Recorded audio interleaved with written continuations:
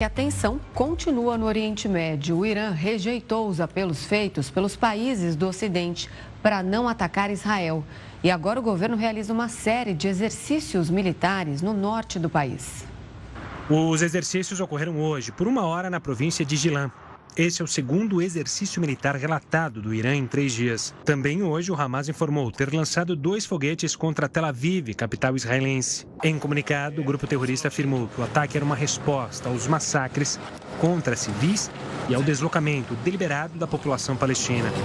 Pelo menos 19 pessoas morreram em Gaza em ataques aéreos feitos somente hoje. É um cenário preocupante, né? Um cenário em que o Irã está prestes a atacar Israel, isso a própria inteligência dos Estados Unidos e de Israel tem divulgado que as próximas horas podem ser cruciais, mas esse ataque também pode ser um gatilho para a mesa de negociação. Por que eu digo isso? Porque lembremos o que ocorreu ainda no mês de abril, quando pela primeira vez na história o Irã atacou Israel diretamente a partir do momento em que soldados das Forças Armadas iranianas foram assassinados na Jordânia, né? Então, aquela resposta naquele momento do Irã foi uma resposta chamada de telegrafada, ou seja, apesar de ter atacado com uma onda de mais de 200 drones e mísseis, o Irã deu tempo de resposta para que os Estados Unidos e Israel pudessem construir o seu poder de defesa naquele momento, né? Então, não foi uma resposta calculada para evitar que o ataque gerasse uma escalada do conflito. Nesse momento agora, Israel ataca e assassina, né, o líder político do Hamas e também um líder importante do Hezbollah, poucos dias depois de uma viagem aos Estados Unidos do primeiro-ministro Netanyahu, né?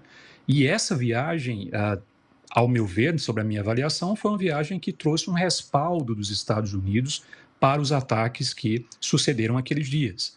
O Ministério das Relações Exteriores iraniano rejeitou os apelos de França, Alemanha e Reino Unido por moderação em relação a Israel. O órgão afirmou que falta a chamada lógica política e que eles contradizem princípios do direito internacional.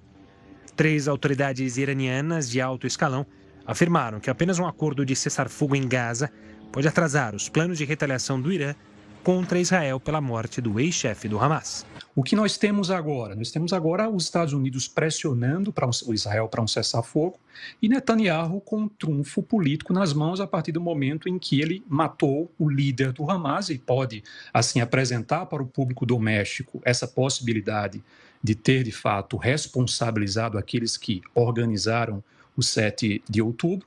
E também temos agora, por outro lado, o Irã com um compromisso e a obrigação perante o público doméstico de atacar Israel e também chegar numa posição de força na mesa de negociação. Então, nós podemos concluir, então, que a resposta, o tipo de resposta iraniano é que vai trazer ou um cenário que vá colaborar com negociações ou um cenário de agravamento dessa crise. Quem vai analisar esse cenário de tensão no Oriente Médio é o professor de Relações Internacionais da Universidade Federal da Paraíba, Augusto Teixeira.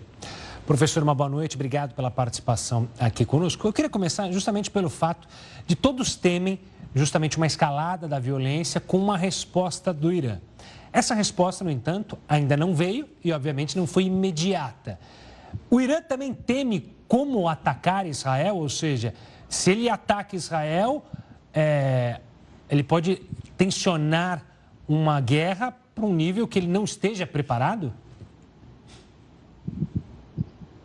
Boa noite a todos, a bancada e a todos que nos assistem agora. De fato, o Irã calcula de forma bastante cuidadosa a obrigação da retaliação percebida, especialmente pela pressão do seu sistema político e em relação à sua população, mas também como uma resposta a toda a rede de apoiadores em todo o Oriente Médio. É fato que o Irã não apenas irá retaliar, mas que a intensidade da sua retaliação terá que ser modulada para tentar controlar a escalada, algo que vem sendo extremamente difícil, tanto por parte do Irã, como por parte de Israel. O fato é que o assassinato da liderança política do principal negociador do Hamas em Teherã, no contexto em que o novo presidente de perfil mais moderado começava a assumir o cargo, e isto, em grande medida, é uma mancha reputacional absurda contra Teherã, o que obriga o país necessariamente a ter que retaliar. A grande questão, e o seu enunciado coloca isso muito bem, é que esta retaliação tenderá a ter um custo e poderá provocar uma resposta. É por isso que, como a retaliação ocorrerá e a intensidade da sua violência, terá que ter uma resposta calculada que o Irã também possa absorver. Por exemplo, os Estados Unidos, Lloyd Austin, secretário de Defesa do país, acaba de enviar um segundo grupo, força-tarefa nucleada em porta-aviões para aquela região, sinalizando, obviamente, a defesa a Israel, mas também uma capacidade dissuasória importante contra o intento de força do Irã contra o país. Por sua vez, o Irã também tem uma ampla rede na região com capacidade de mísseis, foguetes e de drones, que pode provocar diversos danos contra Israel, que é um país pequeno, que não possui a chamada profundidade estratégica, ou seja, é um território amplamente povoado, pequeno, em que é muito difícil de você prover a defesa, não obstante Israel possua um dos melhores sistemas de defesa antiaéreo, como o Iron Dome, entre outros sistemas de armas defensivos. Mas o fato é que o Irã, sim, está tentando a organização de uma resposta. Essa resposta ela é modulada em relação ao perfil moderador do presidente, mas a obrigatoriedade de responder, especialmente por parte da liderança religiosa / política do Estado teocrático e, obviamente, a sinalização de força ou restaurar a sua condição de legitimidade e ator forte dentro do mundo islâmico, num contexto em que o Irã tem a sua reputação severamente abalada. Professor, autoridades iranianas disseram que um possível acordo de cessar-fogo na faixa de Gaza pode atrasar essa retaliação por parte do Irã. Você acredita que isso realmente pode acontecer? Dependendo ali do que for negociado, esse ataque direto pode não vir ou uma hora ou outra ele vai chegar, mas ele pode ser, por exemplo, de menor intensidade?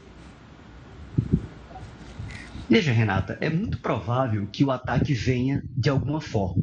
Até porque isso é um elemento importante, é um ativo entendido pelo Irã para o público interno, mas também para os seus proxies regionais. Por sua vez, ao trazer a questão do cessar-fogo em Gaza como mecanismo que pode cessar o conflito ou conter a escalada, o Irã coloca na mesa uma possível cartada política em que ele possa, entre aspas, para o seu público, se colocar como vitorioso, como, por exemplo, dizendo que a sua ação contribuiu para evitar ou atrasar um processo de destruição de Gaza no contexto da guerra que se processa desde o 7 de outubro.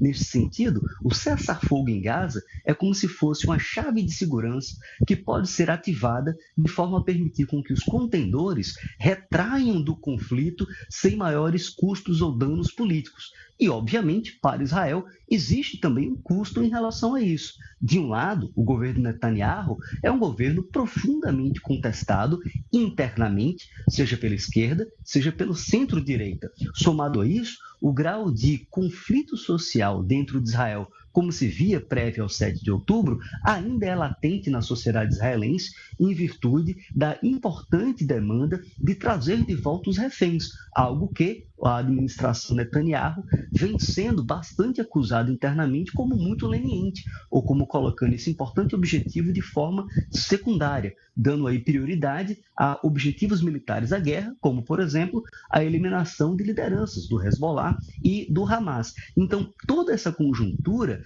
é algo que o Irã joga também no campo político, porque, de um lado, se ele cria uma situação em que força Israel a considerar o cessar-fogo, ele fragiliza o governo Netanyahu.